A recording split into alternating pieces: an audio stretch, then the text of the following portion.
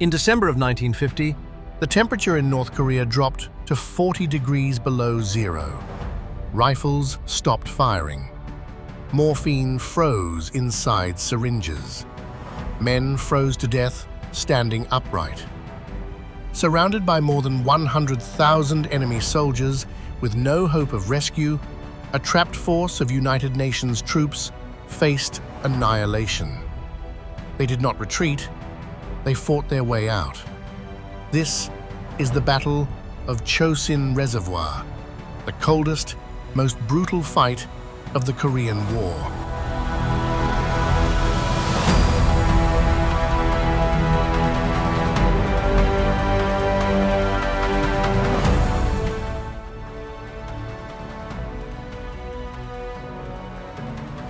When World War II ended, Korea was divided along the 38th parallel. The North, backed by the Soviet Union and China, the South, supported by the United States and the United Nations. In June of 1950, North Korean forces crossed the border and invaded the South. Within weeks, the war threatened to engulf the entire peninsula. United Nations forces pushed north with confidence, believing the conflict would soon be over. They were wrong.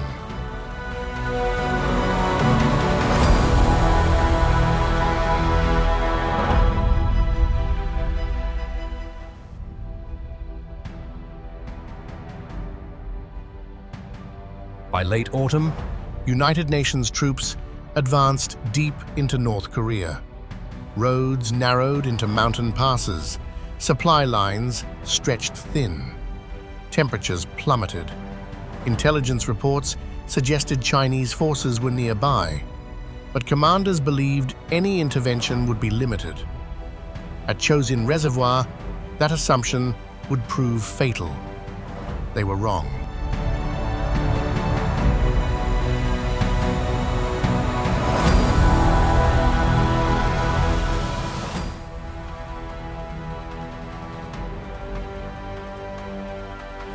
At Chosin, the cold became an enemy all its own. Metal burned exposed skin, weapons jammed, engines cracked, frostbite claimed fingers, toes, and lives. Medics struggled to save the wounded as blood froze before it could be cleaned. Survival required constant movement or constant pain.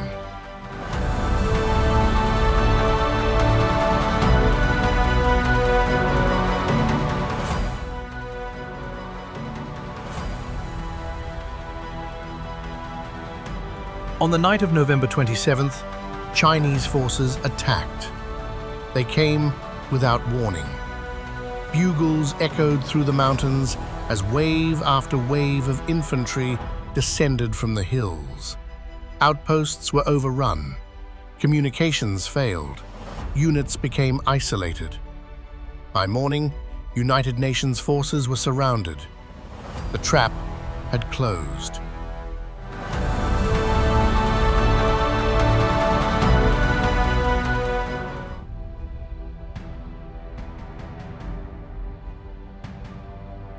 For days, Marines and soldiers fought in freezing darkness. Weapons were thawed with body heat. Medics worked in the open under fire. Civilians fled alongside retreating troops, hoping for safety that might never come. Discipline and cohesion held where chaos would have meant collapse.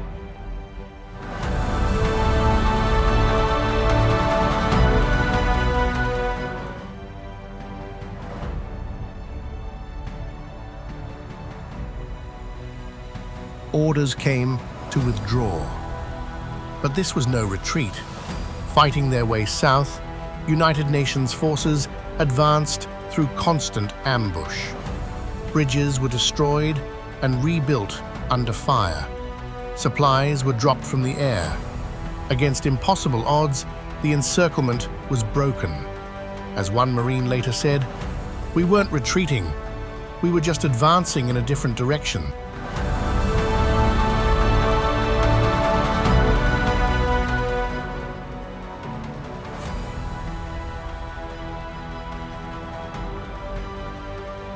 History is more than dates and battles.